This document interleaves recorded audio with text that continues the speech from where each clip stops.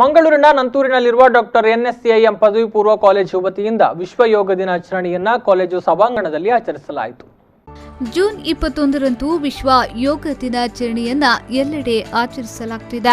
ಅಂತೆಯೇ ಮಂಗಳೂರಿನ ನಂತೂರಿನಲ್ಲಿರುವ ಡಾಕ್ಟರ್ ಎನ್ಎಸ್ಎಎಂ ಪದವಿ ಪೂರ್ವ ಕಾಲೇಜು ವತಿಯಿಂದ ವಿಶ್ವ ಯೋಗ ದಿನಾಚರಣೆಯನ್ನ ಆಚರಿಸಲಾಯಿತು.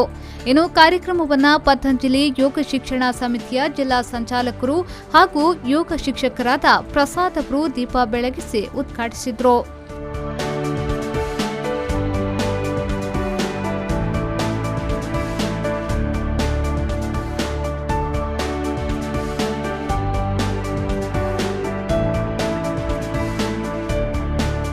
ಈ ವೇಳೆ ಮಾತನಾಡಿದ ಅವರು, ಹಣಕಾಸು ಮತ್ತು ಆರೋಗ್ಯದ ಮಧ್ಯೆಯಲ್ಲಿ ಜನರು ಜೀವನವನ್ನ ಸಾಗಿಸುತ್ತಿದ್ದಾರೆ.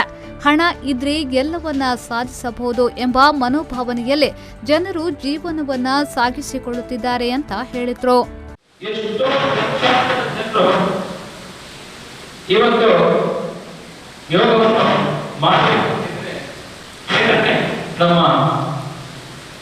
ರಾಷ್ಟ್ರದ ನಾಯಕರು ಅದೆಷ್ಟೋ ಕಾಲದಿಂದ ನಮಗೆ ಯೋಗ ಗೊತ್ತಿತ್ತು ಮಾಡಕ್ಕೆ, ಆದರೆ ಅದರ ಉಪಯೋಗ ಏನಾಯಿತು ಎಂಬುದು ನಮಗೆ ತಿಳಿಯಿತು.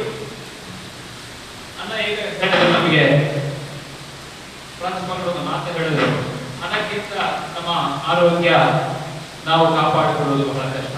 ಇದು ಏನಾಗಿದೆ ಅಂತ ಹೇಳಿದ್ರೆ ನಮಗೆ ಆರೋಗ್ಯ ಮತ್ತು ಹಣ ಈ ಎರಡರ ಮಧ್ಯದಲ್ಲಿ ನಾವು ಗೊಂದಲದಲ್ಲಿದ್ದೇವೆ. ನಮಗೆ ಯಾವುದು ಮುಖ್ಯ ಆಗಿದೆ, ಆರೋಗ್ಯವೋ ಹಣವೋ ಎಂದು.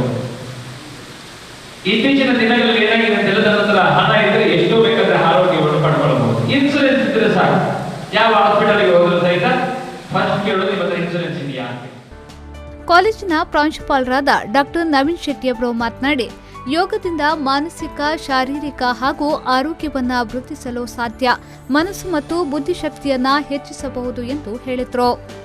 ಸಾಮಾನ್ಯವಾಗಿ ಇಂದಿನ ಯುವಕರಲ್ಲಿ ಏನು ಮನೋಭಾವ ಇದೆ ಅಂತ ಹೇಳಿದ್ರೆ, ಯೋಗ ಎನ್ನುವುದು ರೋಗ ಬಂದವರಿಗೆ ಮಾತ್ರ, ವಯಸ್ಕರಿಗೆ ಮಾತ್ರ, ನಾವೆಲ್ಲ ಆರೋಗ್ಯಪೂರ್ಣವಾಗಿದ್ದೇವೆ, ನಮಗೆ ಈಗ ಅದರ ಅಗತ್ಯ ಇಲ್ಲ ಎನ್ನುವಂತ ಭಾವನೆ ಇದು ಶುದ್ಧ ತಪ್ಪು.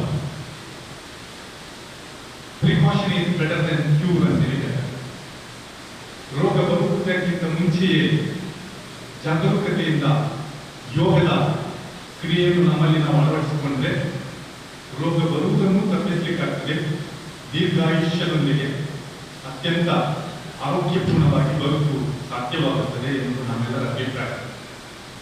There is a saying that if you are throwing a money and banana in front of monkey, monkey will choose banana instead of money, because that monkey has no knowledge of that money can buy more bananas.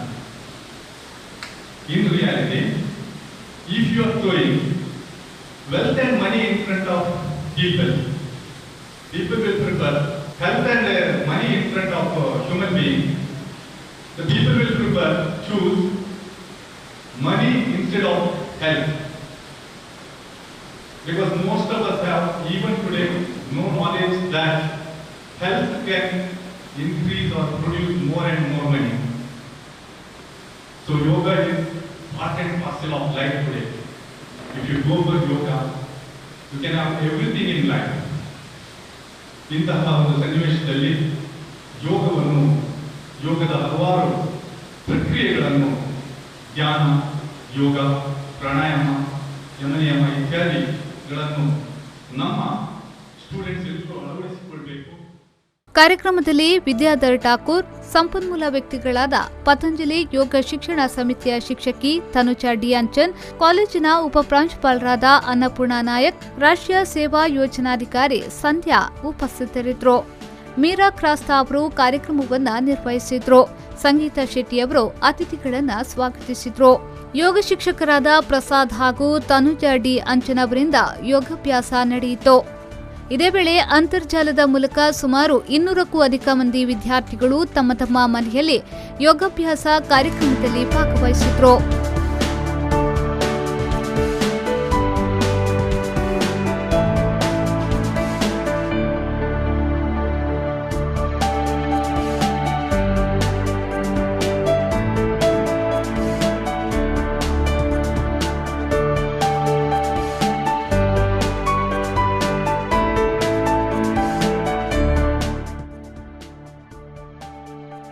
ಶರಸಾಲ್ಯಾನ್ ವಿ4 news 24/7 Mangaluru.